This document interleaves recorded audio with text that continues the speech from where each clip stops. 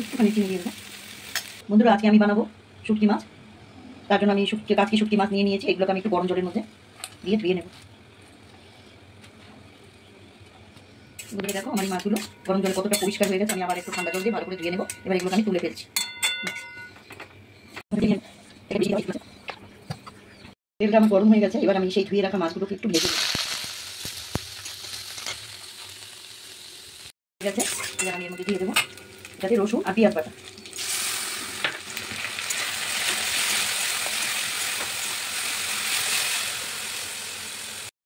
দেবো আমি হলুদের গুঁড়ো, দেবো লাল লঙ্কার গুঁড়ো, দেবো নুন। একটু জল দিয়ে মশলাটাকে ভালো করে কষবো।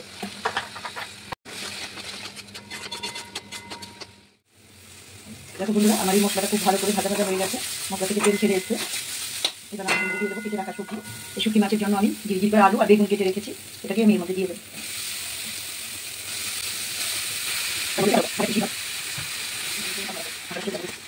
আমি মশলার সাথে তরকারিটা ভালো করে মিশিয়ে নিয়েছি। এবার আমি এটাকে শুধু ঢাকা দিয়ে দেবো, কোনো জল দেওয়া হবে না।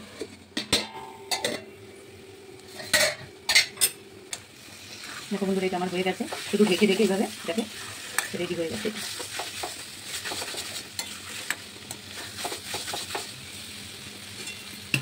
একটুখানি চিনি দিয়ে দেবো।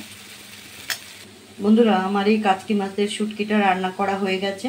তোমাদের যদি আমার এই রেসিপিটা ভালো লাগে তাহলে তোমরা আমাদের চ্যানেলটাকে লাইক শেয়ার সাবস্ক্রাইব করে দেবে। আর ফেসবুক থেকে দেখলে পেজটাকে ফলো করে দেবে। Thank you.